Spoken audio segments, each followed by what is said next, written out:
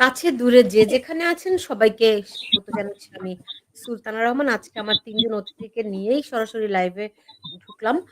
আমার সঙ্গে অতিথি হিসেবে রয়েছেন সাংবাদিক মানবাধিকার কর্মী পুলক ঘটক, রয়েছেন সাংবাদিক সঞ্জয় দে এবং রয়েছেন লেখক সাংবাদিক কলামিস্ট মঞ্জুরুল হক। আপনাদের তিনজনকেই স্বাগত জানাচ্ছি।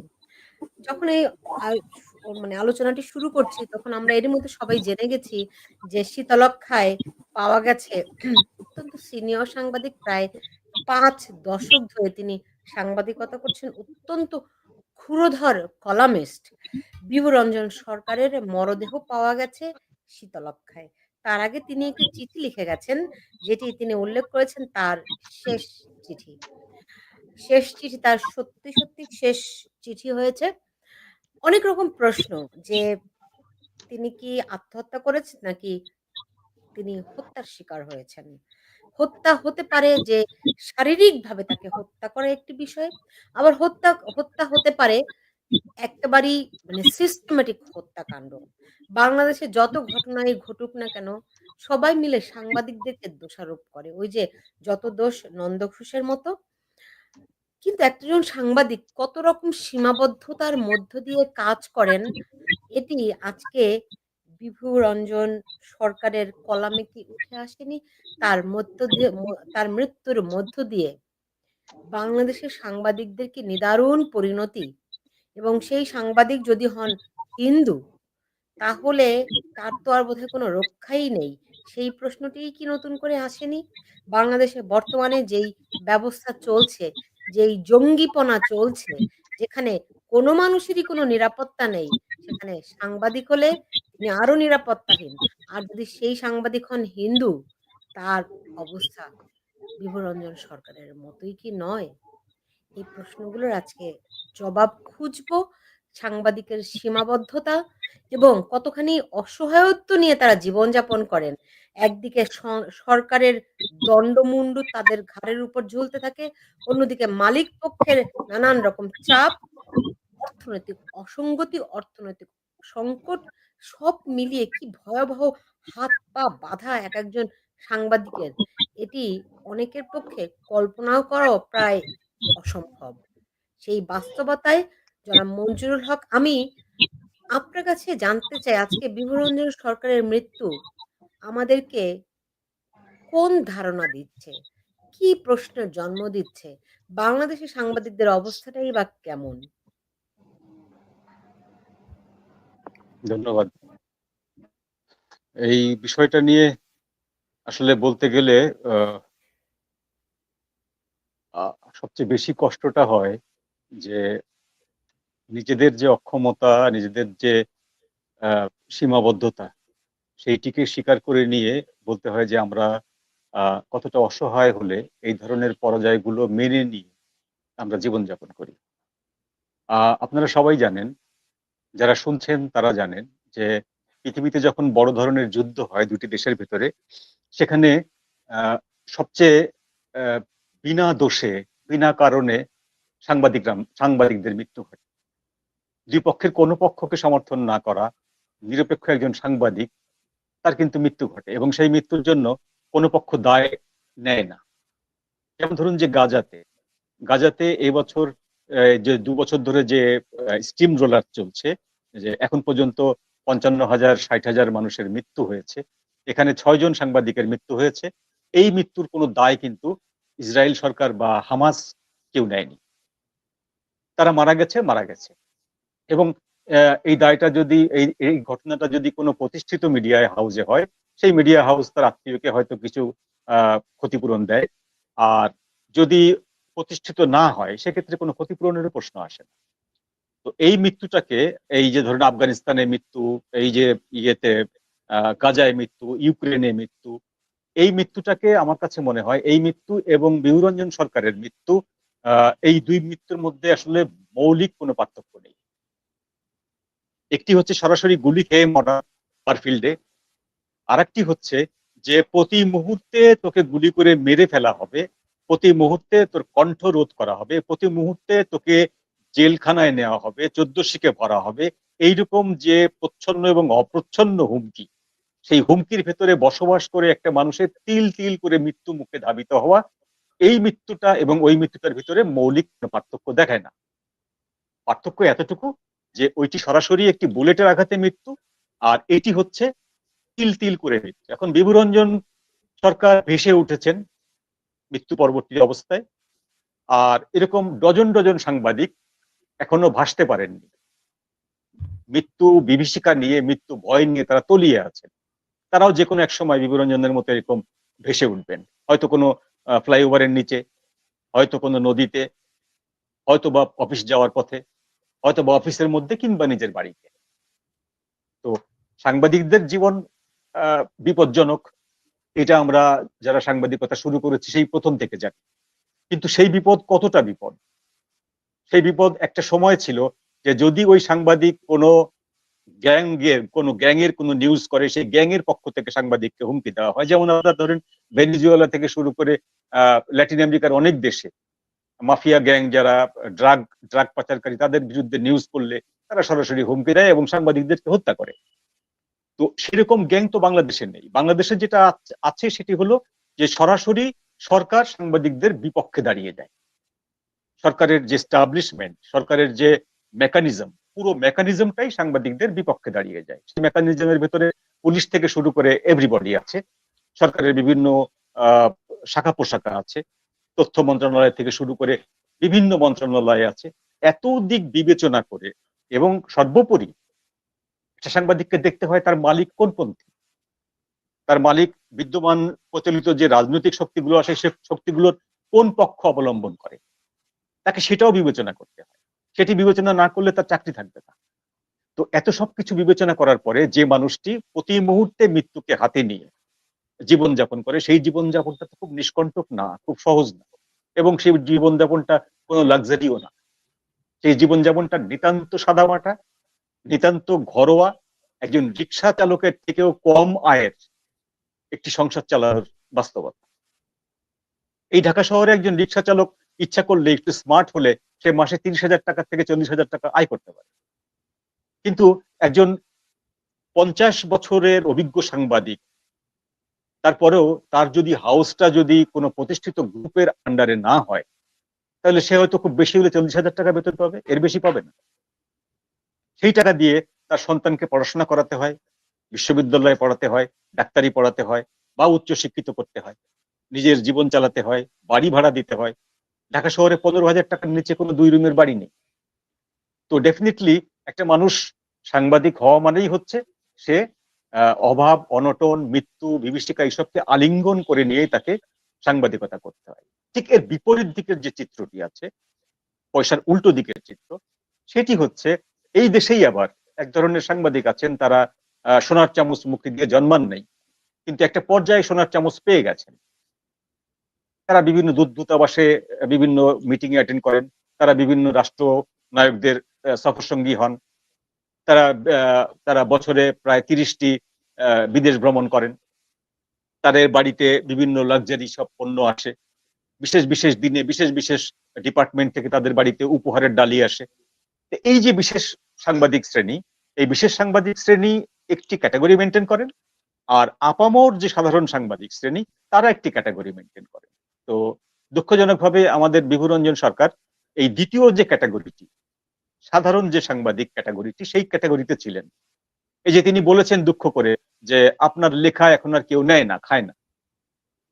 হুম, এটি এটি এটি এটি হচ্ছে একটা সাংবাদিকের মৃত্যু পরোয়ানায় সই করার আগের মুহূর্ত। যখনই আপনি বুঝে ফেলবেন যে আপনি এই সমাজকে কোনো কিছু দেওয়ার ক্ষমতা আপনার আর নেই, আপনার বয়স হয়ে গেছে, আপনি বুড়ো হয়ে গেছেন, আপনি ইয়াং যে সাংবাদিক জেনারেশন, সেই জেনারেশনের সঙ্গে তাল দিতে পারছেন না, আপনি ঢাকা ইউনিভার্সিটি থেকে সাংবাদিকতা ও তথ্য সাংবাদিকতা বিভাগে পাশ করে আসেননি, আপনি ট্র্যাডিশনাল সাংবাদিক, মফস্বল থেকে উঠে এসছেন, তিল তিল তিল তিল করে আপনি গড়ে উঠেছেন, সুতরাং আপনি এখানে পরাজিত হবেনি। এটা হলো স্বাভাবিক, এটা নির্মম সত্য। তো সেই নির্মম সত্যর সাংবাদিক যারা, তাদেরই একজন হচ্ছে বিভুরঞ্জন সরকার। এরকম অজস্র সাংবাদিক আছেন। আমি আমার আমার সাংবাদিকতা জীবনে আমি অন্তত 10 জন সাংবাদিককে না খেয়ে মরতে দেখেছি, আক্ষরিক অর্থে না খেয়ে মরতে দেখেছি। তারা যে বেতন পেতেন সেই বেতন দিয়ে সংসার চলতো না, সংসার চালাবার কারণে তাদের চিকিৎসা ব্যয় তারা মেটাতে পারতো না, সেই চিকিৎসা ব্যয় মেটাতে না পারার কারণে তাদেরকে অকাল মৃত্যু বরণ করতে হচ্ছে। আমি ভোরের কাগজে দুজন সাংবাদিকের নাম বলছি, তাদের একজন মারা গেছে 30 বছরের কম বয়সে, একজন মারা গেছে 40 বছরের কম বয়সে, কিশোর কুমার এবং আরেকজন হচ্ছে রাজীব। এই দুজন ছেলে তারা কিন্তু ওই কেউ একজন কম্পোজে কাজ করেন, কেউ একজন কম্পোজ করেন, কেউ একজন মফস্বল ডেস্কে বসেন। আমি মফস্বল ডেস্কের এক ভদ্রলোক ছিলেন মইনুদ্দিন ভাই, আমরা তাকে গুরু বলে ডাকতাম, তিনি আমাকে গুরু বলে ডাকতেন। আমি তার হাঁটুর বয়সী, তিনি আমাকে সবসময় গুরু বলে ডাকতেন। এই ভদ্রলোক মারা গেছেন, কিন্তু মারা যাওয়ার আগে তিনি তার স্ত্রীকে বলেছিলেন যে আমার তো শরীর ভালো না, আমি খোঁজ নিতে পারি না, তুমি একটু মঞ্জু ভাইয়ের খোঁজ নিয়ে, ওনার হাটে কিন্তু রিং লাগানো আছে। তো একটা কত বড় মনের মানুষ হলে যে নিজে অসুস্থ অবস্থায় মৃত্যু মুখে শুয়ে আছেন, তার স্ত্রীকে বলছেন যে অমুকের খোঁজ নিও, অমুকের কিন্তু শরীর ভালো না, টেনশন হলে, মানে স্ট্রেস হলে তার কিন্তু সমস্যা হতে পারে। তো এই মৃত্যুটা হচ্ছে জাস্ট না খেয়ে মরা, বিনা চিকিৎসায় মরা। তিনি যে বেতন পান সেই বেতন দিয়ে তাকে চাল কিনতে হয়, বাড়ি ভাড়া দিতে হয়, সুতরাং তিনি তার উচ্চ আপনার চিকিৎসা করাতে পারেননি, তিনি তার ভালো চিকিৎসা করাতে পারেননি। তাকে ওই সরকারি ডাক্তারখানায় যে 10 টাকার টিকিট দিয়ে তাকে চিকিৎসা করাতে হচ্ছে। তো বিভুদা এই যে আক্ষেপ করলেন, এই আক্ষেপটা আমার নিজেরও ছিল, আমি কোথাও আক্ষেপটা করি না। আমি একটা সময়ে এই ঢাকাতে সপ্তাহে 7 দিন 7টা পত্রিকায় আমার কলাম বেরোতো। তো সেই সময় খুব গর্ব গর্ব মনে হতো যে 7টা পত্রিকায় জাতীয় দৈনিকে আমার কলাম বের হয়। একটা সময় তারা কলাম নেওয়া বন্ধ করে দিল, এখন কেউ নেয় না।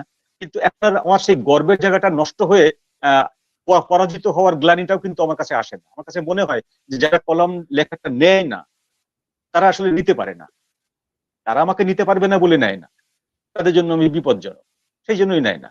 তো এইটা বিভুদাকে ক্ষতি করেছে, যে বিভুদার আর কোনো সোর্স ছিল না।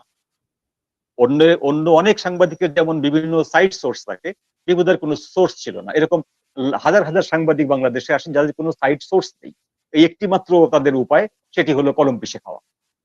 এবং বিভুদারা সেই প্রজন্মের সাংবাদিক যারা কম্পিউটার শিখে কিন্তু সাংবাদিকতা করতে আসেনি, যারা কাগজে স্লিপে লিখতেন, যারা স্ল্যাগ ইউজ করতেন। তো এখন এই মানুষদেরকে নর্মালি আমাদের এই হাইটেক সোসাইটিতে, হাইটেক যে জার্নালিজম চলছে, সেখানে পরাজিত হতেই হবে, আজ হোক বা কাল।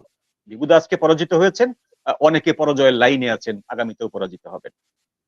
তো আপনি যেটি বললেন যে আমরা এখনো নিশ্চিত নই যে তার মৃত্যুটি আত্মহত্যা কিংবা হত্যা, যেহেতু আমরা নিশ্চিত নই সেহেতু আমরা এই বিষয়ে কথা বলতে চাই না।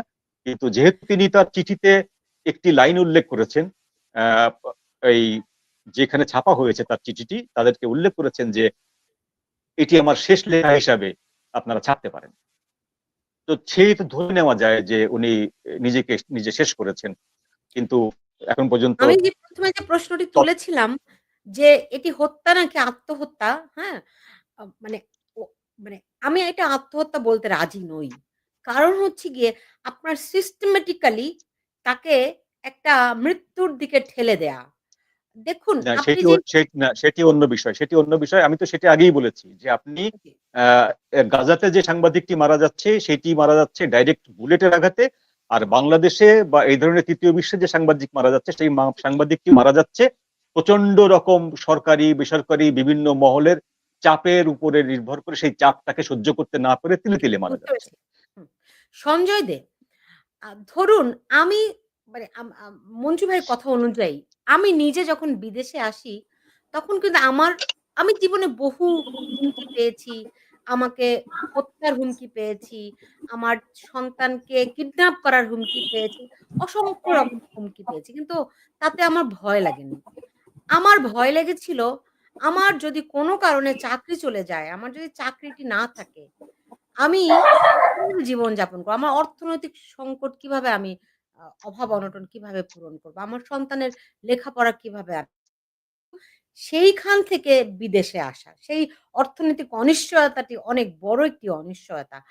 আ কিন্তু আপনার যখন সব রকম আপনার জীবন ধারণের অনিশ্চয়তা, আপনার অন্ন, বস্ত্র, বাসস্থানে কোনো অনিশ্চয়তা নেই। তার উপরে যদি আপনাকে এইভাবে করে নদীতে ভেসে উঠতে হয় আপনার মরদেহ, মানে পরিস্থিতিটা কোথায় গিয়ে দাঁড়িয়েছে? সঞ্জয় দে। না, এটা তো যে বিষয়টা একটা সামগ্রিক জায়গা থেকে আপনি বললেন যে সাংবাদিকতার একটা টোটাল জায়গা, মঞ্জু ভাই সেই টোটাল জায়গাটা নিয়ে কথা বললেন। আমি রাইট। একটু মানে একটু অন্যভাবেও দেখতে চাই। আমি ওনার এটা যদি আমি চিঠি অর্থে বলি, লাস্ট চিঠি অর্থে বলি, সেই চিঠির জায়গাটাও যদি দেখি, এইখানে তো একটা বৃহত্তর প্রেক্ষাপটে বাংলাদেশের সাংবাদিকদের যে সমস্যা, সংকট, অনিশ্চয়তা সেগুলো আছে। কিন্তু আপনি দেখবেন যে হচ্ছে যে এই সময়ে যেই ঘটনাগুলো ঘটছে সেইটার অনেকগুলো রিফ্লেকশন বা উল্লেখ কিন্তু উনি ওনার চিঠিতে করেছেন। আমি সেই জায়গাগুলোতে একটু গুরুত্ব দিতে চাই এই কারণে যে সরকারের বিভিন্ন পর্যায়ের লোকজন কিন্তু গত 1 বছর ধরে আমরা শুনেছি যে বাংলাদেশে এখন সাংবাদিকতা একটা স্বর্ণযুগ চলছে, খুবই ভালো সময় চলছে। কাজে হচ্ছে যে আমি কেন হচ্ছে আগের সময়গুলোতে মানে স্বাধীনতা পরবর্তী সময় থেকে পরবর্তী মানে এই 2024 সালে 5 আগস্ট পর্যন্ত যে সাংবাদিকতার অবস্থাটা ছিল, আমরা তো ধরে নিতে পারি যে এটা একটা নতুন বাংলাদেশ, নতুন বাংলাদেশে নতুন সাংবাদিকতা এবং সাংবাদিকতার নিরাপত্তা থেকে শুরু করে তারা অনেক কমিশন করেছেন, অনেক সুপারিশ সুপারিশ আমরা দেখেছি। কিন্তু আলটিমেটলি সেগুলো কোথায় গেল বা কি হলো, সেগুলো আদৌ বাস্তবায়নযোগ্য কিনা কিন্তু আমরা কিন্তু সেগুলো পেলাম না। আমরা একটা কমিশন পেয়েছি, কমিশনের রিপোর্ট পেয়েছি।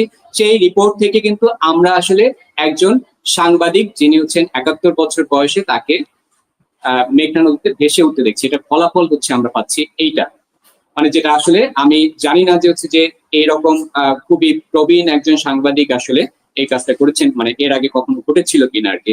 এবং উনি ওনার লেখায় কিন্তু স্পষ্ট করে বলেছেন, একটা হচ্ছে যে সাংবাদিক হিসেবে আমার একটা অনিশ্চিত জীবন, আমার আর্থিক অনিশ্চয়তা বা বিভিন্ন কিছু বা আমার বিভিন্ন ধরনের হুমকি, সেটা একটা দিক। কিন্তু আপনি দেখেন তার লেখার মধ্যে কিন্তু তিনি যে প্রচন্ড মর্যাদাহীন হয়ে পড়ছে, এবং সেই মর্যাদাহীনতাটা কি, যেটা সরকার সবসময় বলছে যে আমরা মানে সাংবাদিকদের উপর কোনো প্রেশার করছি না, কোনো ধরনের লেখা আমরা নামাতে বলি না। আমরা এই প্রেস সচিব কয়েকদিন আগেও এই কথাগুলো বলেছেন। কিন্তু আমরা কিন্তু ওনার লেখার মধ্যে দিয়ে একদম স্পষ্ট করে জানতে পারলাম যে ওনার মানে উনি যে সম্পাদকীয় বিভাগে কাজ করতেন, সেই সম্পাদকীয় বিভাগের একটি লেখা প্রেস উইং এর নির্দেশনায় নামিয়ে ফেলতে হয়েছে। এবং এটা একজন প্রবীণ সাংবাদিক হিসেবে আমি যদি একটু মানে খুবই আমি বলবো যে দীর্ঘদিনের অভিজ্ঞতা সম্পন্ন একজন সাংবাদিকের জন্য এইটা আসলে কতটা একটা মর্যাদাহীনতার অবস্থা তৈরি করতে পারে, সেটা কিন্তু আমি ওনার লেখার মধ্যে দিয়ে দেখতে পাই, যেটা উনি লেখার মধ্যে উল্লেখ করছে। তো এই বিষয়গুলো সমাধান কিভাবে হবে? আর মঞ্জু ভাই যেটা বললেন যে হচ্ছে এইরকম যারা হচ্ছে একটু প্রবীণ, যারা হচ্ছে যে বা বয়সী, তারা যারা এই ইন্ডাস্ট্রিতে আছেন তারা অনেকে এখন আর সেইটা মেলাতে পারছেন না, সেটা একটা দিক। সেটা সেই সমস্যাগুলো একটা সার্বজনীন সমস্যা বা সংকট আর কি আমি বলবো।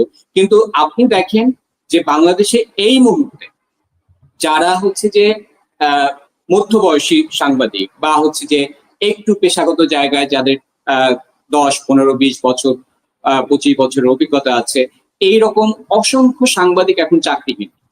আমি তো শুধু একজন বিভুদাকে ভেসে উঠতে দেখি না সামনে, আমি জানি, আমি ব্যক্তিগত জায়গা থেকে তাদের সঙ্গে আমার যোগাযোগ আছে, বিভিন্ন ভাবে কথা হয়। আমি দেখি যে একজন সাংবাদিক যিনি চাকরি হারিয়েছেন, আমি বলতে পারি যে দীপ্ত টেলিভিশনের আপনি হয়তো বলবেন যে সেটা সরকার বলছে যে মবের চাপে হয়েছে বা তারা দায়ী নয়, কিন্তু আমি জানি যে সেইখান থেকে যে সাংবাদিক চাকরিচ্যুত হয়েছেন তিনি আমার আগের সহকর্মী ছিলেন বিভিন্ন জায়গায়। এইরকম অনেক সাংবাদিককে আমরা চিনি যে তারা কি পরিমাণ অসহায় অবস্থায় দিন যাপন করছেন। শুধু অসহায় নয়, তারা কি পরিমাণ নিরাপত্তাহীন অবস্থায় একটা লুকায়িত জীবনের মধ্যে আছে। তো এইরকম ঘটনা যখন ঘটবে, ঘটতে থাকবে মানে ক্রমাগত, সেটা আসলে কোনো নির্দিষ্ট বয়স, নির্দিষ্ট দক্ষতা বা নির্দিষ্ট বৈশিষ্ট্যের সাংবাদিকের মধ্যে আর আটকে থাকবে না। সেটা আসলে সামগ্রিকভাবে আমি দেখতে পাই যে হচ্ছে সব সাংবাদিকই আসলে আক্রান্ত হবেন। এবং এটা আজকে আমি হয়তো একজন সাংবাদিক হিসেবে মনে করতে পারি আমি একটু সুবিধাজনক জায়গায় যদি থাকি, যদি মনে করি যে আমার চাকরি আছে বা আমার প্রতিষ্ঠান হচ্ছে যে সরকার ঘনিষ্ঠ বা কোনোভাবে সরকারের সঙ্গে সম্পর্কিত, আমি সেই জায়গা থেকে নিরাপদ, আমি সেটাও দেখতে পাই না। আমি দেখতে পাই যে হচ্ছে যে সামনের সময়গুলোতে এই সংকট আরো সর্বগ্রাসী হয়ে উঠবে। পুলক ঘটক, সর্বগ্রাসী তো বটেই। আ এই মুহূর্তে ধরেন আমরা জানি যে প্রায় ২৫০ মতো সাংবাদিকের অ্যাক্রিডিটেশন কার্ড বাতিল করা হয়েছে। অসংখ্য সাংবাদিকের নামে হত্যা মামলা দেওয়া হয়েছে। আ বেশ কয়েকজন সাংবাদিক জেলখানায় পরিস্থিতি যে মানে কাউকে আপনাকে যদি দমন করতে হয়, আপনি একটা হত্যা মামলা দিয়ে রেখে দিন। তার ভিতরে যে মনোজগতে যে চাপ পড়বে এটাই গুড এনাফ। তো এরকম বিভূরঞ্জন সরকারের উপর যে মনস্তাত্ত্বিক চাপটি দেয়া হয়েছিল, সেটির দায় কি এই ডক্টর ইউনূসের সরকার এড়িয়ে যেতে পারেন? আচ্ছা, সুলতানা আপা, আমি প্রথম যে কথাটা বলবো তা হচ্ছে যে আমি বিশ্বাস করি না যে উনি আত্মহত্যা করেছেন এত সহজে। একটি আপনি শুধু ক্রাইম ইভেন্ট গুলো দেখেন, পৃথিবীর বিভিন্ন বিষয় নিয়ে যারা ক্রাইম সিন গুলো তৈরি করে, ক্রাইম সিরিয়াল গুলো, আপনি দেখবেন যে একটি মৃত্যুর পিছনে কত রহস্য থাকে। সুতরাং এই সিদ্ধান্তে আমি কেন আসবো চটজলদি যে উনি আত্মহত্যা করেছেন, তাকে যে সরাসরি হত্যা করা হয়নি সেটা আমি বিশ্বাস করব কিভাবে। আর একটি কথা আমি এর সঙ্গে বলে নেই, এর জন্য যদি আমার মরণ হয়, যদি বিভুদার মতো আমার লাশ কালকে পাওয়া যায়, তবু আমি কথাটা খুব পরিষ্কার ভাষায় বলছি যে যদি এই সরকার যখন একটি রিপোর্ট দিয়ে বলবে যে ময়না তদন্তে তার প্রমাণিত হয়নি যে উনি হত্যা হয়েছেন, নিহত হয়েছেন কারো কোনো গ্যাংয়ের হাতে বা সরকারের কোনো বাহিনীর হাতে বা সরকারের লেলিয়ে দেওয়া মবের হাতে, তবুও আমার কাছে এখন বিশ্বাস করাটা কঠিন। আমার জন্য বিশ্বাস করাটা এ কারণেই কঠিন যে আমি সচক্ষে দেখেছি যে বিচার বিভাগ দখল হয়েছে। বিচারকরা পদত্যাগ করেছেন হাইকোর্টের, এবং বিচার বিভাগ সরাসরি যে হাজার হাজার মানুষ নিয়ে যে বিচার বিভাগ দখল করেছে। তো সুতরাং আমি বিচার বিভাগ সাহসিকতার সঙ্গে এখানে অবস্থান নেবে কিনা, পুলিশ সাহসী, এই সন্দেহটা একজন নাগরিক হিসেবে আমার মনের মধ্যে আছে। আমি চোখের সামনে দেখছি যে সাংবাদিক প্রতিশ্রুতি দিচ্ছে বাবারা আমি আর লিখবো না, ভিডিও, এটা একবারে ভিডিওতে আসছে। এই পরিস্থিতিতে আসলে কোনো কিছুই আমার কাছে বিশ্বাসযোগ্যতার যে জায়গাটা, যে হয়তো বা সত্য যে হ্যাঁ উনি আত্মহত্যাই করেছেন, কিন্তু আমি সন্দেহ করব।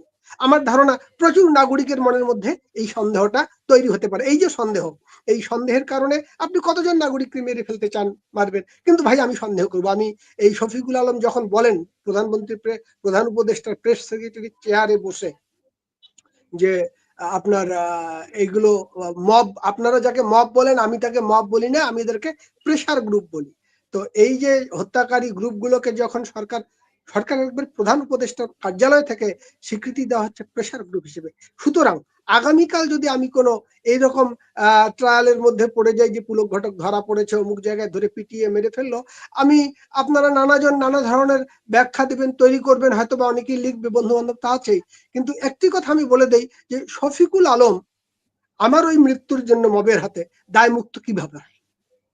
আজকে আমি আপনাকে পড়ে শোনাবো, আমি ওনার হাতে নিয়ে আছি, যেটা আপনি যেহেতু বলেছেন যে সত্য লিখে বাচ্চা সহজ নয়, এটা ওনার বাক্য, সর্বশেষ বাক্য, এবং ওনার জীবন দিয়ে তার কয়েক ঘন্টা পর প্রমাণ করেছেন যে সত্য লিখে বাঁচা সহজ নয়। ওখানকার ওনার যে মরণের আগে যে সর্বশেষ খোলা চিঠিটা, যেটা বিডি নিউজে ছাপা হয়েছে, তারই তো একটা বাক্য।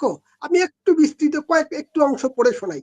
ওখানে উনি লিখছেন, মিডিয়ার যারা নির্বাহী দায়িত্ব পালন করেন তারা সবাই আতঙ্কে থাকেন সব সময়।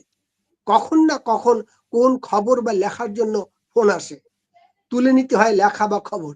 এর মধ্যে আমার একটি লেখার জন্য আজকের পত্রিকার অনলাইন বিভাগকে লাল চোখ দেখানো হয়েছে। মাজহারুল ইসলাম বাবলার একটি লেখার জন্য চোটপাট করা হয়েছে। আপত্তিকর কি লিখেছেন বাবলা? লিখেছেন সেনাবাহিনী শেখ হাসিনাকে সামরিক হেলিকপ্টারে পাঠিয়েছে, দিল্লি পাঠিয়েছে, আর শুধু পুলিশের গুলিতে নয়, মেটিকুলাস ডিজাইনের মাধ্যমে জঙ্গিরাও মানুষ হত্যা করেছে। এখানে অসত্য তথ্য কোথায়? শেখ হাসিনাকে হেলিকপ্টার ভাড়া করে গোপনে পালিয়েছেন? হাসিনার পুলিশ না হয় ছাত্র জনতাকে হত্যা করলো, কিন্তু পুলিশ হত্যা করলো কে বা কারা? এটুকু লেখার জন্য পত্রিকার বিরুদ্ধে তোপ দাগা একেবারেই অনুচিত। সব মিলিয়ে পত্রিকায় আমার অবস্থা খুবই নাজুক। 7 জন ভারপ্রাপ্ত সম্পাদক চাপ সইতে না পেরে আমার সঙ্গে কথা বলাই বন্ধ করেছেন। আমি এখন কি করি, কোন পথে হাঁটি? এটা বিভূরঞ্জন সরকারের সর্বশেষ লেখা। সিম্পল কথা, যে আমি এখন কি করি, কোন পথে হাঁটি। সত্য বলে বাঁচা সহজ নয়। এই যে বাস্তবতা, যে তার বেঁচে থাকাটাকে কঠিন করে দিয়েছে। যদি উনি আত্মহত্যাও করে থাকেন, আমি বিশ্বাস করি না এখনো পরিপূর্ণভাবে, এটা প্রত্যয়যোগ্য ভাবে হওয়ার মতো কোনো কারণ আমি এখনো দেখিনি। এই বিভূদা 30টা বছর একসঙ্গে চলেছি।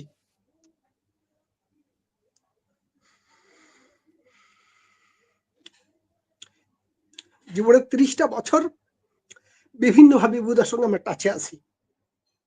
লেখায় কথায় বার্তায় বিভূধার লাশ পাওয়া গেল কিছুক্ষণ আগে। এবং আমি জানি যে আমাদের সহকর্মীদের অনেকের মধ্যে ব্যাপারটা কতটা মনোজগতে দাগ কেটেছে। সাথে আমি জানি আমার এই টেবিলের মধ্যেই, সাংবাদিকতার বিভিন্ন টেবিলে আমার সহকর্মীদের মধ্যেই একটা অংশ আছে বিএনপি জামাতের কর্মী, কিভাবে সরকারকে দায় মুক্ত করা যায়, এখান থেকে বাঁচানো যায়। এই লোকটা মরে গিয়েও আমাদেরকে একটা চাপের মধ্যে ফেলে দিল, মানুষ কথা বলছে। আমার সহকর্মীদের মধ্যে সাংবাদিকতার চেয়ার দখল করে আছে। আপনি সুলতানা আপা বা মঞ্জু ভাই বা আমাদের সঞ্জয় দা, আপনারা জানেন যে এই একটা বাস্তবতা, যে সাংবাদিকতার মধ্যেও এই যে সাংবাদিকতা, আমরা ধরুন সাগররুনি হত্যার কথাই বলেন, বা আওয়ামী লীগ আমলে এই যে উৎপল নামে দাস নামে যে ছেলেটা অনেক দিন নিখোঁজ থাকলো, যেটাকে আমরা বলছি যে গুমের ঘটনা, আমরা তো চুপ করেছিলাম না, আমরা তো রাজপথে নেমেছিলাম, আমরা দিনের পরে প্রতিদিন মানববন্ধন করেছি। আপনি দেখুন তো একটি সময় যাচ্ছে যে বিভুরঞ্জন সরকার বলেন, আর এই বিভুরঞ্জন সরকার দাদা তো একজন দেশের কি প্রথম সারির, যদি 20 জন মানুষের কথা বলি সাংবাদিকতায় কলামিস্ট হিসেবে, তার মধ্যে তো উনিও একজন পড়েন। এই যে তার অস্বাভাবিক মৃত্যু, এর বিরুদ্ধে আজকে রাজপথে দাঁড়ানোর মতো সাংবাদিক কয়জন? বা আমি যদি রাজপথে দাঁড়াই, আমি আসলে খুব স্বাভাবিকভাবে ফিরে আসব এই আপনার এই যে এনসিপি নামক মব বলেন বা বিএনপি জামাত নামক মব বলেন, এসে আমাকে ওখানেই হামলা করবে না, তার গ্যারান্টিটা কোথায়? এইরকম একটি পরিবেশে মত প্রকাশের স্বাধীনতা। যখন আপনি মার্ডার কেসের কথাটা বলেছেন, ওই যে সঞ্জয় বাবুই বললেন যে এত, আপনিও বললেন সুলতানা আপা, 263 জনের মতো সাংবাদিকের আমি তালিকা দেখলাম গত পরশুদিন পর্যন্ত একটা ইয়েতে। 266 জন মতো সাংবাদিক আছে যারা কেউ মার্ডার কেসের আসামি, কেউ হয়তো অ্যাটেম্প টু মার্ডার কেসের আসামি। এরপরে আর কি প্রয়োজন হয় যে একেবারেই প্রথিত যেসব সাংবাদিক তারা কথা বলতে পারছেন। একটি সময় যাচ্ছে, সকল মত প্রকাশের স্বাধীনতার একটা পরবর্তী স্তর আছে, সেই স্তরে আমরা পৌঁছেছি, যে জায়গায় গিয়ে আপনাকে অন্য কিছু না, আপনার লেখার কারণে আপনার বিরুদ্ধে মামলাটা হয়নি, আপনার বিরুদ্ধে মামলাটা হয়েছে আপনি মার্ডার করেছেন বলে, লেখা অন্য ব্যাপার।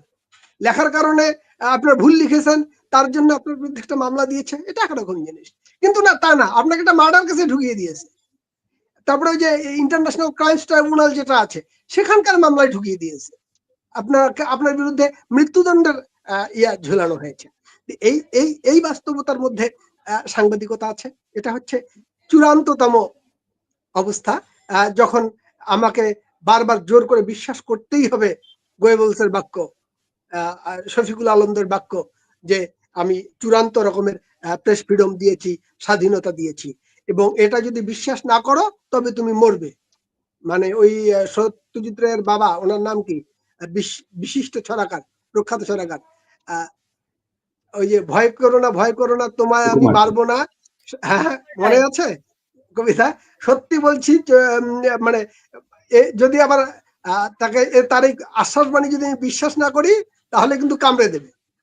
এইরকম একটি বাস্তবতায় আমরা চলছি। তো আপনারা কথা বলেন, আমি পরের বারে আসছি। জি, আমি বুঝতে পেরেছি। মুশফিক ফজল আনসারী, আপনারা জানেন, অনেকেই চেনেন তাকে। তিনি একজন রাষ্ট্রদূত। তিনি সামাজিক যোগাযোগ মাধ্যমে ঘন্টাখানেক একটা জিনিস লিখেছেন।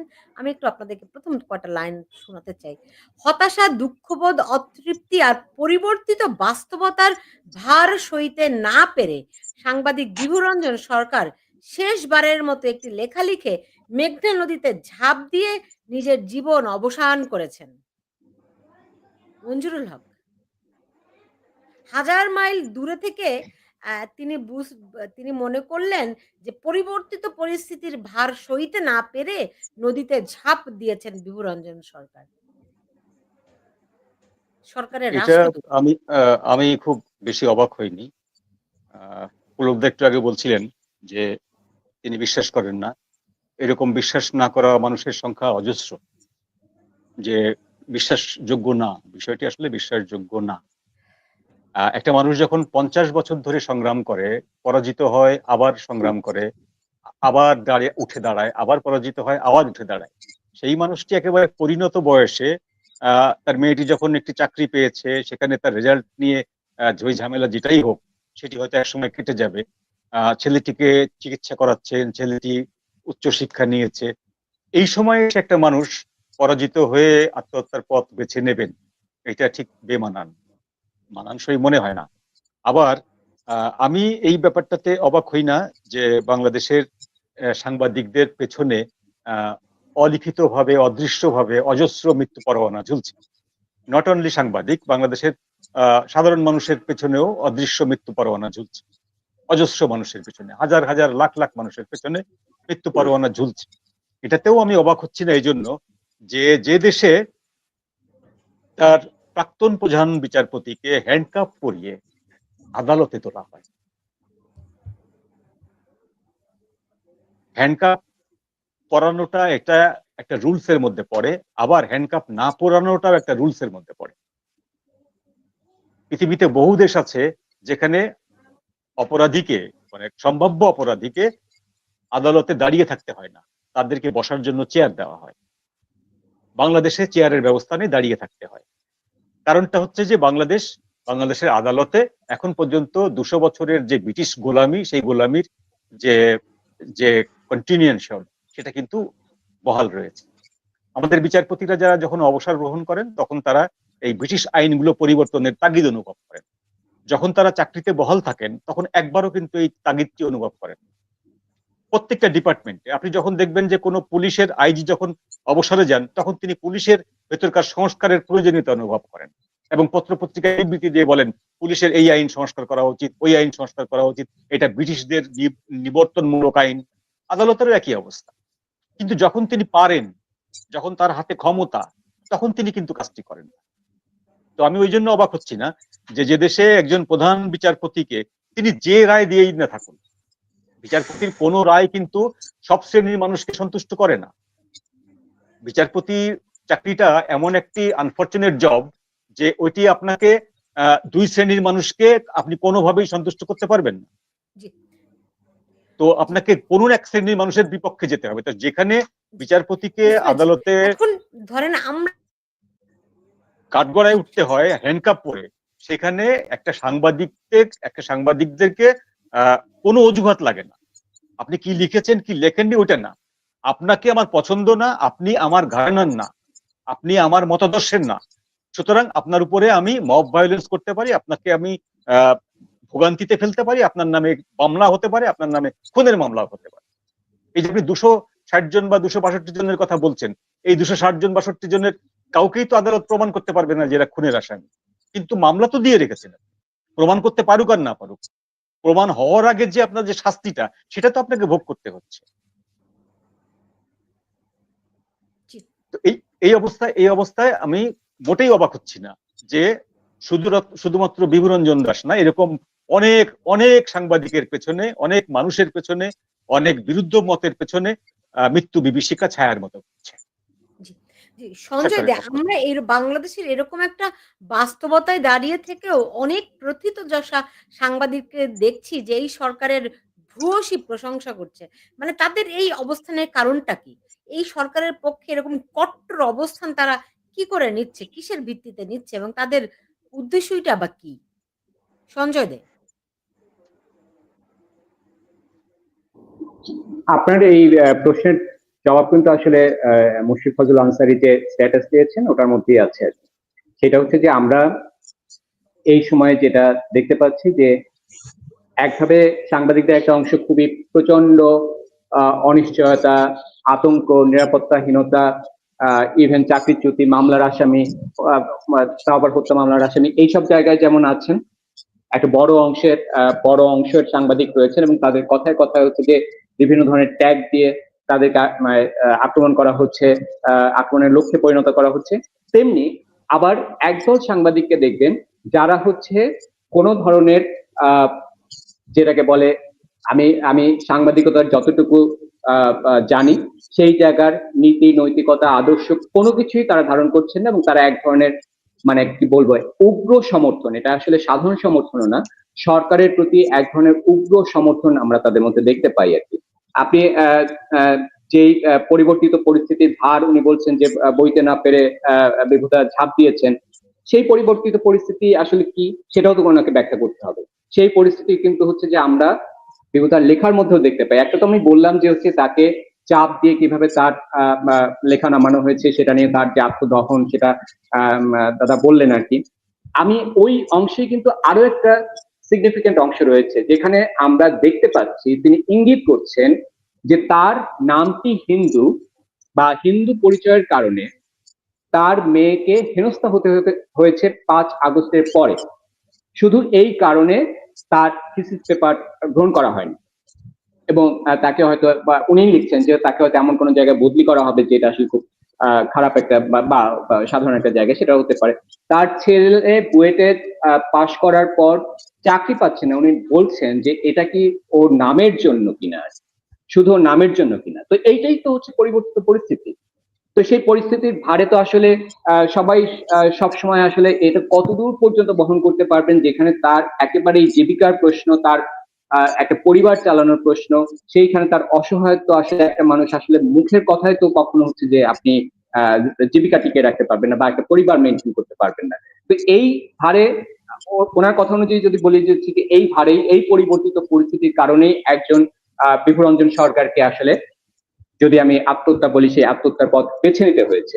সেই পরিস্থিতিগুলোর সৃষ্টির দায়টা আসলে কোনোভাবেই ওনার মতো লোকজন এড়াতে পারবেন না, কারণ ওনারা হচ্ছে যে এই পরিবর্তনের একটা পার্ট হিসেবেই কাজ করছেন। আমরা ইভেন আপনার দেশের যিনি প্রেস মিনিস্টার হিসেবে গেছেন, তিনি তো প্রকাশ্যেই বলেছেন যে বিপ্লবের পর বা এই ধরনের অভ্যুত্থানের পর পরাজিত যারা, জয়ীরা হচ্ছে পরাজিতদেরকে নির্মূল করতে হবে, হত্যা করতে হবে। এটা একজন সাংবাদিক যার দীর্ঘ পেশাগত ক্যারিয়ার রয়েছে, সেই সাংবাদিক এখন এক ধরনের কি বলবো মানে উস্কানিদাতা বা হচ্ছে যে আসলে হত্যার নির্দেশনা কিভাবে কি হতে হবে সেই নির্দেশনা এখন দিচ্ছেন, সেটা প্রকাশ্যে দিচ্ছেন। এবং তিনি আবার নিজেকে মানে বড় মাপের একজন সাংবাদিক হিসেবে দাবি করছেন। এইরকম বিভিন্ন ধরনের সাংবাদিক শ্রেণীকে আমরা দেখতে পাচ্ছি, যারা এককালে বলতেন যে শেখ হাসিনার তোষণ যারা করেছেন, যে সাংবাদিকরা তাদের সমালোচনায় তারা একদম ফাটিয়ে দিতেন চারদিকে, কিন্তু এখন তারা এইগুলোকে বৈধ মনে করছেন, এইগুলোকেই স্বাভাবিক মনে করছেন, এইগুলোকেই তারা পেশাদার সাংবাদিকতা হিসেবে তুলে ধরার চেষ্টা করছেন। এবং মানে আমি আমি মানে বড় বড় সম্পাদকদের দেখতে পাই যে তারা প্রধান উপদেষ্টার সাক্ষাৎকার নিচ্ছেন, সেখানে তাদের বিগলিত হাসি, বিগলিত ভঙ্গি, এই এনারাই এক সময় সমালোচনা করেছেন শেখ হাসিনার সংবাদ সম্মেলনে গিয়ে সাংবাদিকরা কেন প্রশ্ন করেন না। আজ তারাই হচ্ছে একই ভূমিকা, বরং তার চেয়েও নগ্ন এবং খারাপ ভূমিকায় অবতীর্ণ হয়েছেন। এবং সেই কারণে গোটা ইন্ডাস্ট্রি, সাংবাদিকতার যে ইন্ডাস্ট্রি, সেটা আসলে একজন বিভুরঞ্জন দিয়ে শেষ হবে সেটা আমি মনে করছি না। এবং বিভুদার কারণে হয়তো আমরা বিষয়গুলোকে আসলে অনেক বেশি আলোচনা আনছি, কিন্তু এই ধরনের অসংখ্য ঘটনা কিন্তু গত 1 বছরে ধারাবাহিকভাবে ঘটে চলছে। গাজীপুরে সেই দিনও হচ্ছে যে মানে এখন একজন সাংবাদিককে হত্যা করা হয়েছে, সেই সাংবাদিকের হত্যার আগে আর এক সাংবাদিককে কিন্তু একদম পুলিশের সামনেই হচ্ছে যে তার উপর মানে খুবই বীভৎস হামলা আমরা দেখতে পেয়েছি। কিন্তু আমরা তো এগুলো নিয়ে এখন আর কোনো কথা বলতে দেখি না, কারণ হচ্ছে যারা এখন মিডিয়া চালায় মূলত তাদের একটা তো আছে যে তাদের ভয় সংকট, সেগুলো আছে, কিন্তু আরেকটা অংশের, একটা বড় প্রভাবশালী অংশের বড় ভূমিকা হয়েছে যে স্যার আপনি আসলে কোনোভাবেই দায়িত্ব ছেড়ে যাবেন না প্লিজ। এই বাক্য, এই শব্দের মধ্য দিয়ে তারা আসলে সাংবাদিকতাকে এইরকম একটা মানে কি বলে পরিতুষ্টির জায়গায় নিয়ে গেছেন। এটা থেকে আমি আসলে কখনো কখনো পিআর জার্নালিজমের চেয়েও আসলে খারাপ একটা অবস্থা আমি দেখতে পাই, এবং তার ফলাফল হচ্ছে এই ঘটনাগুলো ঘটতে আমরা দেখছি। জি। এমনিতে পুলক ঘটক, আপনি নিজে সাংবাদিকদের ইউনিয়নগুলোর সঙ্গে যুক্ত রয়েছেন। এখন এই মুহূর্তে সাংবাদিক ইউনিয়নগুলো কি করছে? আর মানে সাংবাদিকতার সবচেয়ে বড় সংকট এই মুহূর্তে কি আছে? সেগুলো নিয়ে আপনাদের কোনো প্ল্যাটফর্মে আলাপ করার সুযোগ হচ্ছে কিনা? প্রথমত হচ্ছে যে এই কথাটা আজকে বলেই ফেলি। বাংলাদেশ ফেডারেল সাংবাদিক ইউনিয়ন, যেটাকে আমি ওন করি, যেটা আমি যুগ্ম মহাসচিব হিসেবে দায়িত্ব পালন করেছি, এর আগে ঢাকা সাংবাদিক ইউনিয়নের বিভিন্ন পদে দায়িত্ব পালন করেছি। নির্বাচনের মানে আওয়ামী লীগ সরকার পতনের পর থেকে সভাপতির নামে মার্ডার কেস একাধিক, উমর ফারুকের নামে, এবং আপনার সাধারণ সম্পাদক যে দীপ আজাদের নামেও মার্ডার কেস একাধিক দেওয়া হয়েছে। এবং সঙ্গত কারণেই তারা পুরোপুরি নিরাপদ, কমিটির মেয়াদ শেষ হয়ে গেছে, যেটা বাংলাদেশের সাংবাদিকদের আমব্রেলা অর্গানাইজেশন হিসেবে আমরা জানি। সব সংগঠনের একবারে চট্টগ্রাম সাংবাদিক ইউনিয়ন বলেন, বগুড়া সাংবাদিক ইউনিয়ন, এই সব সাংবাদিক ইউনিয়নের একটি আমব্রেলা সংগঠন হচ্ছে ফেডারেল সাংবাদিক ইউনিয়ন। তো আমি এটার যুগ্ম মহাসচিব হিসেবে দায়িত্ব পালন করেছি। ইনবক্সে আমাদের মধ্যে কিছু আলাপ আলোচনার লেভেলে এসছে। একটা জায়গায় প্রথমত আমি বলবো যে ফেডারেল সাংবাদিক ইউনিয়নের যিনি বর্তমান সভাপতি এবং সেক্রেটারি একটি বড় দায়িত্বহীনতার পরিচয় দিচ্ছেন। অন্যরা এই যে মঞ্জু সাহেব এখানে এসে কোনো মানে প্রতিষ্ঠিত নেতাও নন, ভোটও করেন না, কিছু করেন না, তার বিবেকের জায়গা থেকে সে দাঁড়িয়ে কথা বলেন। আমি এই বাংলাদেশের এই প্রতিকূল অবস্থায় বসেও অফিসিয়ালি কোনো সংগঠনের দায়িত্বে না থেকেও আমি আমার জায়গা থেকে কথা বলি। কিন্তু যারা একবারে ডিরেক্টলি অফিসিয়ালি দায়িত্বে আছেন সংগঠনের, তার দায়িত্বটা অনেক বেশি করতে হয়। একটি স্টেটমেন্ট পর্যন্ত ফেডারেল সাংবাদিক ইউনিয়নের এই কয়েকজন নেতা দিচ্ছেন না। ইভেন লক্ষণীয় বিষয় হচ্ছে বিএসএস এ চাকরি করছেন, সরকারি সংবাদ সংস্থা বিএসএস এর প্রতিনিধি হচ্ছেন, সাংবাদিক হচ্ছেন ওমর ফারুক।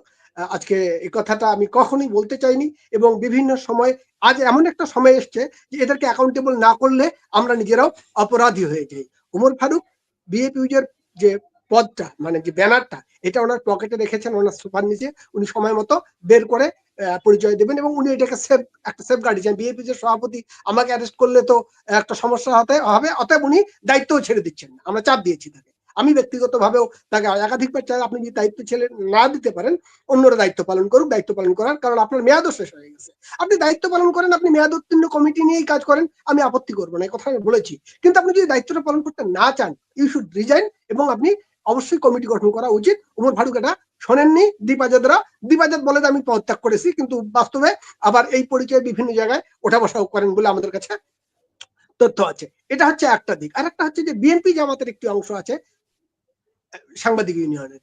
এই অংশের মধ্যে আমি একজন নেতাকে দেখেছি এই সময়ের মধ্যে, উনি প্রাতিষ্ঠানিকভাবে অফিসিয়ালি কোনো সভাপতি সেক্রেটারি কোনো পদে নেই, সাবেক মহাসচিব ছিলেন আজিজ ভাই। তাকে আমি ভোকাল সাংবাদিকতা বান্ধব একজন নেতা হিসেবে এখন আমি দেখতে পাচ্ছি উনি কথা বলছেন। আর একজনও এই সাংবাদিক ইউনিয়নের কেউ কথা বলছেন। জাতীয় প্রেস ক্লাবের পরিস্থিতিটা ভয়াবহ, এটা বলাটাও মানে মান মর্যাদার প্রশ্ন। জাতীয় প্রেস ক্লাব শুধু এখন না, অতীতেও খুব ক্রুশাল টাইমে, আমি জানি না মুক্তিযুদ্ধের আগে এর একটা খুব গুরুত্বপূর্ণ অবদান ছিল, বাংলাদেশকে স্বাধীন করার ক্ষেত্রে তৎকালীন প্রতিষ্ঠাতা সাংবাদিক নেতাদের একটা ভূমিকা ছিল। কিন্তু আপনার এরশাদ আমল থেকে পরবর্তী যুগ পর্যন্ত খুব কদাচিৎ খুব কম বিষয়ে তারা স্টেটমেন্ট দিয়েছে। কিন্তু যেটা ঘটেছে সেটা হচ্ছে যে ক্ষমতার পালাবদলের মধ্য দিয়ে পদ পদবি দখল করার যে প্রবণতা একটি প্রতিষ্ঠানকে ঘিরে, এইটা খুব একটা ভালো বার্তা দেয় না সাংবাদিকদের মধ্যে, যদি আমি এই কথাটা বলি। আর অন্যান্য যে সংগঠনগুলো বলেন, সবাই এটা আপনার ছোট একটা উদাহরণ দিই। উনি আজ বেঁচে নেই, দুজন মানুষই পরপারে, দেশের একজন প্রথিত দেশের বিখ্যাত সাংবাদিক, এই একটি বিদেশি মিডিয়ায় কাজ করতেন, প্রতিষ্ঠিত বিদেশি মিডিয়ায়।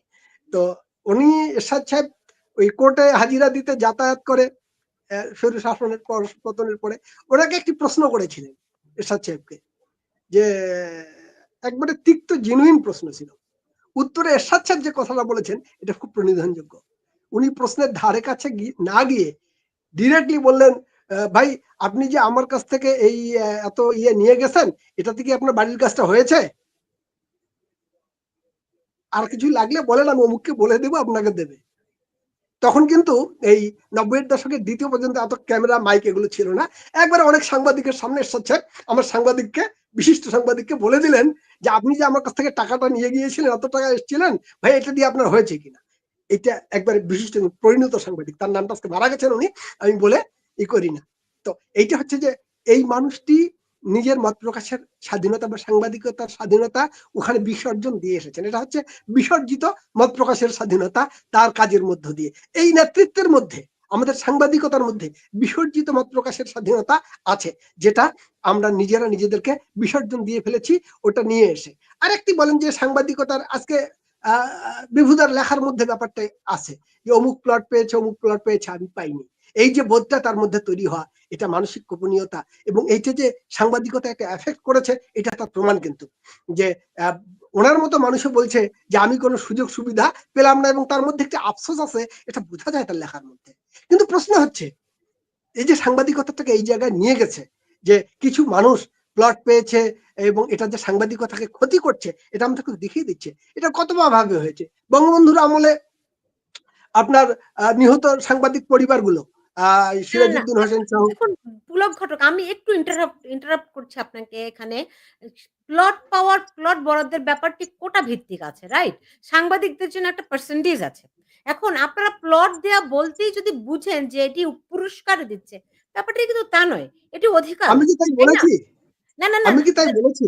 না, আমি আপনি কি তাই বলছি সেটা বলেননি, আপনি শুনলে কিন্তু বুঝবেন মিন করে ব্যাপারটা। এরকম। ধরেন সাগর সারোয়ার তিনি প্লটের জন্য আবেদন করেছিলেন। নিয়মতান্ত্রিক লটারির ভিত্তিতে তিনি প্লট পেয়েছিলেন। প্রধান উপদেষ্টা সেদিন তাদেরকে হস্তান্তর করেছেন। এটি একটা নিয়মতান্ত্রিক ব্যাপার, রাইট? তো সেখানে আ কিন্তু এই প্লট গুলো অনেক সময় এই লটারি হলেও ইউনিয়ন গুলো সুপারিশ করে। যেখানে ধারণা করি আমরা বা মনে করি বা হওয়া উচিত যে যারা সিনিয়রিটির ভিত্তিতে ইউনিয়নগুলি সুপারিশ করবে। কই তারা তো তা করে না। তারা করে কে কত বেশি তেলবাজ আছে তাদেরকে সুপারিশ করে, রাইট? আমি কি ভুল বললাম কিনা বলুন আপনি? এটা আপনার অংশ কথা, এটা ঠিকই আছে, কথার মধ্যে কোনো ভুল নেই। কিন্তু আপনি আরেকটু জানার জন্য আমি বলি যে কথাটা আমি বলতে চাচ্ছিলাম এটা আপনাদের জানা উচিত এবং দেশবাসীরও জানা উচিত দর্শকদের কি ঘটে। ঘটার মধ্যে একটু যে সাংবাদিকতার আপনি ক্ষেত্রে যেটা বিভাগীয় ঘটেছে। সরকার সম্পর্কে যে কথাটি বলছেন এটি আমার কাছে মনে হয় আপত্তিজনক। উনি যেহেতু নাই তাই উনার পক্ষে ডিফেন্ড করছি আমি উনাকে। কারণ উনি আচ্ছা, মানসিক কষ্ট সে কি থেকে করে? বলেন নাই যে আমি প্লট পাইনি। উনি সে বরং করে। কিন্তু ওনার যে অধিকারটি ছিল একজন সিনিয়র সাংবাদিক হিসেবে উনি সেটি দিয়ে বঞ্চিত হয়েছেন। আপনাদের ইউনিয়নরা তাকে সেই প্রাপ্যটুকু তাকে দেন নাই। কারণ উনি আপনার এই তেলবাজ জায়গাটাকে আমি নন। আপত্তি করছি না। আপনার এই কথাটা আমি আপত্তি করছি না এবং সে কথাটাই বলছি যে সাংবাদিকতার মধ্যে ব্যাপক ভিত্তিক এই একটা সেন্সও আছে। তার মানে এটা সাংবাদিকতাকে এফেক্ট করেছে মনোজগৎকে। অমুক একটি প্লট পেয়েছে, অমুক তার চোখের সামনে দেখছে একটি সরকারি প্লট পেয়েছে, কিন্তু আমি সারাটা জীবন সাংবাদিকতা করে কি করলাম? এইটা একটা ব্যাপার, একটা মনোজগতে কাজ করার মতোই তো। সুতরাং এইটা বহু মানুষের মনোজগতে কাজ করে। শুধু এটাই নয়, জাতীয় প্রেস ক্লাবের মেম্বারশিপ একটি দুর্লভ বিষয়ে পরিণত করা হয়েছে। প্রবীণ সাংবাদিক সারা জীবন সাংবাদিকতা করেছে, শেষ জীবনে এসে বলতেছে আমি প্রেস ক্লাবের মেম্বারশিপ পেলাম না। এটা তো বহুদার। এই জিনিসগুলোর বিরুদ্ধে আমরা ফাইট করেছি। ঠিক যখনই আপনার হয়ে গেছে, নিজে মেম্বারটা হয়ে গেছে, ওই মানুষটা মেম্বার হওয়ার পর বলে না যে এই বাকি প্রফেশনাল সাংবাদিকগুলোর মেম্বারশিপটা হওয়া উচিত। এইটা নানাভাবে আমরা করেছি। প্লটের ক্ষেত্রে কি ঘটেছে? প্লটের ক্ষেত্রে আমি যে কথাটা শেষ করলে আপনার মনে হয় বুঝতে সুবিধা হয়। যেমন ধরুন বঙ্গবন্ধুর আমলে ওই রকম কিছু পরিবারকে তো দেয়া হয়েছে যে মানে যেমন মিরপুরের সাংবাদিক প্লট প্রথম যেটা 10 নম্বরে গোল চত্বরের একটু পরে গিয়ে যেটা প্রয়াত সাংবাদিক আপনার মুক্তিযুদ্ধের সময় নিহত আবু তালেব সাহেবেরও মনে হয় পরিবারে আমি ওখানেই সাক্ষাৎকার নিয়েছিলাম, এমন বেশ কয়েকজনের ওখানে আছে। ঠিক। আবার সিরাজউদ্দিন হোসেন সাহেবের পরিবারকে বা এরকম কিছু কিছু দেওয়া হয়েছিল যারা মুক্তিযুদ্ধে নিহত। আচ্ছা, এটা হচ্ছে শর্ট টাইমের। জিয়াউর রহমানের আমলে কতটুকু হয়েছে আমার এটা মনে নেই, ওটা আমি ভালো বলতে পারবো আমার না। মনে মঞ্জু কি ভাইরা আমরা পুরো আমাদের বিষয়টিকে একটা স্থূল জায়গায় প্লটের মতো একটি স্থূল জায়গায় নিয়ে যাচ্ছি। কিন্তু না, সংকটটি কিন্তু আরো অনেক আলোচনাটা হওয়া গভীর, দরকার। আপা, আরো অনেক স্বচ্ছতার প্রসারিত। প্রয়োজনে স্বচ্ছতার প্রয়োজনে আলোচনাটা হওয়া প্রয়োজন জন্য আমি কথাটা মেনশন করছি। মঞ্জু ভাইরা ওইটা বলতে পারবেন জিয়ার আমলে কি হয়েছে। এরশাদ আমলে রং আপনার ইয়েতেই মিরপুরের আহ, কি বলে যেন এটা যে 11 নম্বরে পূরবী সিনেমা হলের কাছাকাছি একটি সাংবাদিক আবাসিক এলাকা আছে, সাংবাদিক প্লট। আচ্ছা, এইটা হচ্ছে যে জমি বরাদ্দ দিয়েছিলেন, প্রত্যেকে টাকা দিয়ে সেখানে পরবর্তীতে বাড়ি করেছেন, ব্যাংক থেকে লোনের ভাই ব্যবস্থা আপনি করেছেন, বলতেছেন এসব ছেড়ে প্লটের পর্যন্ত কথা। বেশিরভাগ সাংবাদিক নিয়ম মতো মাসের শেষে বেতনটি পর্যন্ত বেতন পায় না। পায়নি। আপনারা সেটা নিয়ে আচ্ছা, কথা পায় বলেন। না, পায় না, না কেন এক্সপ্লেইন করতে দিচ্ছেন না? এটি এক্সপ্লেইন করা প্রয়োজন আমাকে শেষ যে করতে আসলে হবে। আসলে ব্যাপারগুলো কারণ অনন্ত এরশাদ কাল আমলে তো নিয়ে হয়েছে, আলোচনা করতে জিয়ার পারবো না। আমলে হয়েছে, আমার মনে হয় আপনার আপনি বিএনপি আমলে বিষয়টিকে হয়েছে। ক্ষুদ্র দিকে নিয়ে যাচ্ছেন। এটা অনেক ব্রডার একটা অ্যাসপেক্ট। এটা অনেক গভীর একটা সংকট। আপনি একজন সাংবাদিকের তার না, না, না, অর্থনৈতিক স্বাধীনতা নাই, তার বেঁচে থাকার সামান্য অবলম্বন নাই, তার সামগ্রিক যে মত প্রকাশের স্বাধীনতা সেটি নাই। সে বাঁচবে কেমন করে? তার বাঁচার কোনো সুযোগই তো নাই। আপনি তাকে সেগুলো জালে তো মারছেন, আছেই, তাকে আপনি সেগুলো বাসস্থানে আছেই, তার মারছেন, সঙ্গে তাকে রিলেটেড যে আপনি স্বাধীনতা হরণ করে পর্যন্ত নিচ্ছেন। একটা একটা সাংবাদিক খুবই সমাজের স্পর্শকাতর মানুষরা সাংবাদিক হয়। সর্বোচ্চ মানে তীব্র অনুভূতিপ্রবণ মানুষরা হচ্ছে গিয়ে সাংবাদিক হয়। সেই মানুষদের আপনি ভাত কাপড়ের কষ্ট দেন কোনো অসুবিধা নাই। কিন্তু তার স্বাধীনতা যদি আপনি নিয়ে যান, কেড়ে নেন তাহলে এর চেয়ে ভয়ংকর আর কিছুই হতে পারে না। এইখান থেকে মুক্তি দরকার সবার আগে। মঞ্জুরুল হক, আমি শেষ করব যদি আপনার শেষ রিমার্কস টুকু আমাকে একটু বলেন। এই সরকার একদিকে বলে তারা স্বাধীনতা অবারিত করে দিয়েছে, বাংলাদেশের ইতিহাসে সর্বোচ্চ পরিমাণ স্বাধীনতা বর্তমানে সাংবাদিকরা ভোগ করছে, অন্যদিকে নানান রকম নিয়ম কানুনের ফাঁদে মানুষকে ফেলে দিচ্ছে। তারা একদিকে অদৃশ্য শক্তি দিয়ে নিয়ন্ত্রণ করছে, অন্যদিকে বিভিন্ন রকম নির্দেশনা পাঠাচ্ছে, যেমন আজকেই পাঠিয়েছে শেখ হাসিনার বক্তব্যকে প্রচার করলে তাৎক্ষণিকভাবে তাদের ভাবে ব্যবস্থা নেওয়া হবে। তাৎক্ষণিক শব্দটি আমি আবারও বলছি। মানে কি কি শাসন তারা দেশে প্রতিষ্ঠিত করছে। মঞ্জুরুল হক। এটা যখন একটি সরকার ব্যবস্থা বদল হয় তখন পূর্বতন সরকারের অনেক কিছুই বদলে যায়, স্বাভাবিক ব্যাপার ভাবে বদলে। বাংলাদেশে যদি আপনার আমেরিকার সিস্টেমের মতো যদি আমরা ধরি, ওখানে ডেমোক্রেট এবং রিপাবলিকান, বাংলাদেশে এরকম ধরে নিতে পারি যে আওয়ামী লীগ এবং বিএনপি দুটি প্রধান দল। তো যখন বিএনপি সরকার বদল হয়ে আওয়ামী লীগের সরকার আসে, তখন বিএনপির আমলে চাকরিপ্রাপ্ত অনেক লোকের, সরকারি লোকের কথা বলছি আমি, সাংবাদিক না, অনেক লোকের চাকরি চলে যায়, তাদের ওএসডি হয়, তারা বদলি হয়ে যায়, এগুলো হয়, এগুলো আমরা দেখে এসেছি। কিন্তু এবার যেটা ঘটছে সেটি হচ্ছে আমূল পরিবর্তন, আমূল চেঞ্জ। অর্থাৎ সরকার যখন গঠিত হয় তখন সরকারের একাধিক লোকজন জানতেন যে আমরা যে জিনিসটাকে বদল করব সেটি হলো আওয়ামী লীগ আমলের এভরিথিং, আওয়ামী লীগ আমলের সবকিছু আমরা শেষ করে দেব, শুধুমাত্র সেই লোকদেরকেই রাখবো যে লোকরা আওয়ামী লীগ আমলের নিয়োগপ্রাপ্ত হওয়ার পরেও আমাদের গুণগান গাইছেন বা আমাদের গুণগান গাইবেন, এই লোকদেরকে আমি রাখবো। তো সেই প্ল্যান অনুযায়ী এখন ধরুন যে সাংবাদিকতার ভিতরে কারা কারা আওয়ামী লীগের ছিল, কারা কারা আওয়ামী বিরোধী ছিল, এই তথ্য কিন্তু সরকারের হাতে নেই। যখন সরকার গঠিত হয় তখন কিন্তু এই তথ্য সরকারের হাতে ছিল না। সরকার এটা নিশ্চিতভাবে জানতো যে আমরা যখনই কতগুলো আইন সাংবাদিকদের উপর চাপিয়ে দেব, সঙ্গে সঙ্গে সেখান থেকে দুই ধরনের রিয়াকশন আসবে। একটি হচ্ছে মেনে নেওয়া, বশ্যতা স্বীকার করা, আর একটি হচ্ছে প্রতিবাদ করা। তো স্বাভাবিক ব্যাপার, যারা প্রতিবাদ করবে তখন আমরা বুঝে নেবো যে এরা আওয়ামী বলয়ের লোক, আর যারা মেনে নেবে তারা বুঝে নেবো এরা এন্টি আওয়ামী বলয়। সহজ একটা হিসাব। সরকার সেই সহজ হিসাবে সাংবাদিকদের একটি পক্ষকে তার পক্ষে পেয়েছে। এই পক্ষটি যত বেশি সরকারকে সার্ভিস দেবে তত বেশি সরকারের বিপক্ষে থাকা পক্ষটি সাংবাদিকতা সার্ভিস থেকে বঞ্চিত হবে। সহজ ইকুয়েশন, এর ভিতরে কোনো ইফস এন্ড বাট নেই। আমি আবার রিপিট করছি যে সরকারের পক্ষে থাকা সাংবাদিকরা যত বেশি সরকারকে সার্ভিস দেবে, ঠিক সেই শক্তিতে, তার থেকে দ্বিগুণ শক্তিতে সরকারের বিপক্ষে থাকা সাংবাদিকরা সবকিছু থেকে বঞ্চিত হবে। কিন্তু সরকার দেখুন, বিভুরঞ্জন সর্বদিক সরকার বলছেন সর্বদিক সত্য লিখে, হ্যাঁ। আর সত্য আপনি যেটি লিখে বললেন যে শেখ হাসিনার নামে যেটি কথাটা বলা হয়েছে, এটি নতুন করে বলার অপেক্ষা রাখে না। 5 আগস্টের পরে কোনো পত্র পত্রিকা, কোনো জার্নালে, কোনো ওয়েব পোর্টালে শেখ হাসিনা বলেছেন এই মর্মে এই বরাতে কোনো নিউজ ছাপা হয় না। এইটাকে নতুন করে আবার ঘোষণা দেওয়ার মানে হচ্ছে এক ধরনের প্যানিক সৃষ্টি করা, যে প্যানিকটি তারা নিজেরা এখন উপলব্ধি করছেন আন্তর্জাতিকভাবে এবং জাতীয়ভাবে। সেই প্যানিকটিকে তারা নিজেদের ঘাট থেকে সরিয়ে আওয়ামী লীগের নেতাকর্মীদের ঘাড়ের উপরে দেওয়ার জন্য, বা যারা আওয়ামী লীগও না বিএনপিও না, যে সাধারণ জনগণ, নিরপেক্ষ জনগণ, সেই জনগণেরকে একটা ভীতির ভিতরে ফেলে দেওয়ার জন্য এই রুলসটি জারি করছেন, আইনটি জারি করছেন। এই আইনটি অলিখিতভাবে কিন্তু গত 1 বছর ধরে পালিত হয়ে আসছে। কেউ কিন্তু শেখ হাসিনার ছবি দিয়ে কোনো পত্রিকা, জাতীয় পত্রিকা, ওয়েব পোর্টাল, কেউ কিন্তু কোনো নিউজ করে না। তো সেইটিকে এখন নতুন করে করলে কি কি হবে, এই যে ভীতিকর যে ঘোষণাগুলো দেওয়া হচ্ছে, এর একটাই উদ্দেশ্য, তারা নিজেরা ভয় পেয়েছেন, সেই ভয়টিকে তারা ট্রান্সমিট করতে চাচ্ছেন সাধারণ জনগণের উপরে এবং আওয়ামী লীগের পক্ষের লোকদের উপরে। Nothing else. আমি শেষ করব সঞ্জয় দেব। আমি শিরোনামটি যেটি লিখেছি আজকে, সত্য লিখে বাঁচা সহজ নয়। এখন সত্য ব্যাপারটি তো কারো না কারো পক্ষে যাবে, কারো বিপক্ষে যাবে, তাই না? তো মঞ্জু ভাই যেমনটি ব্যাখ্যা করেছেন যে সরকারের পক্ষে লিখলে আপনি একভাবে ট্রিট হবেন, সরকারের বিপক্ষে যদি যায় তাহলে আরেকভাবে ট্রিট হবেন। আপনি করবেনটি কি? বিভুরঞ্জন সরকার লিখেছেন যে শেখ হাসিনার পুলিশের হাতে মানুষ যেমন মারা গেছে, তেমন জঙ্গিদের হাতেও মানুষ মারা গেছে, তাই না? এখানে আমি ভুল কি বললাম, অসত্য কি বললাম? আমরা সত্য কিভাবে আইডেন্টিফাই করব? সত্য লেখা কি না, এখানে সাংবাদিকরা একটু বন্ধ করতে হবে নাকি বিভুরঞ্জনের মতো পরিণতি ভোগ করতে হবে? একটু যোগ করি, মঞ্জু ভাইয়ের সঙ্গে একটু আমার দ্বিমত আছে। সেটা হচ্ছে যে সরকার বলতে আসলে আমরা কি বুঝছি আর কি। এখানে আসলে আমি পার্টিকুলারলি আসলে ডক্টর ইউনূস সরকারকে অভিযুক্ত করতে চাইছি না, কারণ আমরা যে দখলবাজিটা দেখেছি 5 আগস্ট পরবর্তী সময়কালে আর কি, মিডিয়া কেন্দ্রিক যে দখলবাজি, সেখানে তো আমি আসলে পার্টিসিপেশন আসলে শুধু মানে সরকার বা হচ্ছে সরকারের কিংস পার্টি হিসেবে স্বীকৃত এনসিপি তাদের দখলবাজিটাই শুধু দেখিনি, মানে ওই অর্থে যদি সরকারকে বলি আর কি, সেই জায়গা থেকে দেখিনি। এর পাশাপাশি তো আমি সব দলকে, মানে যারা হচ্ছে যে ধরেন এখনকার ক্রিয়াশীল যেই দলগুলো আছে সেই দলগুলো সবাইকে আমি এটার মধ্যে দেখতে পেয়েছি।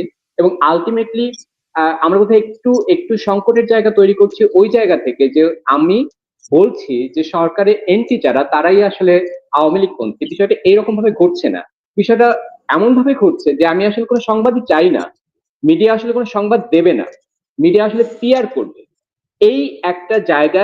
এটা মানে আপনি যদি বলেন আগের 15 বছর বা তার আগে সময়গুলোতে ছিল, কিন্তু এই মাত্রায় আমি আসলে আমার সাংবাদিকতা জীবনে আমি ইভেন আমার দেশেও কাজ করেছি, যখন আমি 2004 সালে আমার দেশে ছিলাম, বিএনপির সময় সেই সময় ছিলাম, কিন্তু আমি দেখি নাই যে হচ্ছে এইরকম একটা মানসিকতা সংবাদ মাধ্যমে রয়েছে। এখন যেটা হচ্ছে, এখন শুধুই পিয়ার জার্নালিজম, যেটার মধ্যে আসলে কোনো মানে যেটাকে আমরা আসলে ওই অর্থে জার্নালিজমই বলি না আর কি, সেইটা সবাই বলে যাবে, এক সুরে বলে যাবে, এক তালে বলে যাবে। ইভেন আপনি দেখবেন যে আমি খুবই অবাক হয়ে যাই, প্রভাবশালী যে মিডিয়াগুলো তাদের শিরোনামের মধ্যেও একেবারে হুবহু এক শিরোনাম। মানে গতকালই আমি দেখলাম দুইটি প্রধান দৈনিকের যে শিরোনাম একেবারে, মানে আমি বলবো যে হচ্ছে যে চন্দ্রবিন্দু সহ হচ্ছে যে সেইখানে সবকিছু মিলে একই শিরোনাম। এই যে জার্নালিজমের যে ধারা, যেটা আসলে আমি কোটান কোটে জার্নালিজম বলবো আর কি, সেইটার যে প্রকোপ তৈরি হয়েছে, সেইটা আমার সাংবাদিকতা জীবনের ইতিহাসে আমি মানে আমি আমার কোনো অভিজ্ঞতা এই ধরনের নাই। এটা কোনো মানে আমি বিএনপির সময় কাজ করেছি, আওয়ামী লীগের সময় কাজ করেছি, আপনি সাংবাদিকতা করতে পারবেন না, মানে যেটা ঘটেছে সেটা বলতে পারবেন না। আমরা হয়তো কোনো কালই সব মানে 100 ভাগ বলতে পারি নাই, কিন্তু এখন যেটা হয়েছে আপনি আসলে কোনো অর্থেই বলতে পারে বলে আমার অন্তত, আমি বাইরে থেকে মিডিয়াকে যেভাবে দেখছি এখন, আমি দেখি না যে সেই রকম কোনো সাংবাদিকতা আসলে আছে। ফলে সাংবাদিকতা চায় না যারা, তারাই এখন আমি দেখতে পাচ্ছি যে অনেক ক্ষেত্রেই তারাই হচ্ছে নেতৃত্ব দিচ্ছে, তারাই তাদের মতো করে মিডিয়াকে নিয়ন্ত্রণ করছে। নিশ্চয়ই সেই অবস্থার একটা পরিবর্তন হওয়া খুব জরুরি। তা না হলে বাংলাদেশটি এখন যে অবস্থায় আটকে গেছে, থমকে গেছে, স্তিমিত হয়ে গেছে, ওখান থেকে বের হওয়াটা সহজ হবে না। মঞ্জুরুল হক, সঞ্জয় দে এবং পুলক ঘটক, আপনাদের ৩ জনকে অনেক ধন্যবাদ জানাচ্ছি আমার সঙ্গে আজকে যুক্ত হওয়ার জন্য। এবং আমার আজকের এই আলোচনাটি আমি ভেটারান জার্নালিস্ট বিভু রঞ্জন সরকারের নামে উৎসর্গ করছি এই আলোচনাটি। কারণ তার অসামান্য অবদান আছে সাংবাদিকতায় এবং তিনি চিরকালই সত্যনিষ্ঠ ছিলেন, সত্য তুলে ধরেছেন এবং তার মৃত্যুর মধ্য দিয়ে তিনি আরো একবার বাংলাদেশকে চোখে আঙ্গুল দিয়ে দেখিয়ে দিলেন কতখানি অসহায় সত্য প্রকাশ করা। যে যেখানে আছেন সবাই ভালো থাকুন, তবু সত্যের জয় হোক, সেই প্রত্যাশা রেখে বিদায় নিচ্ছি। সবাই ভালো থাকুন। শুভরাত্রি।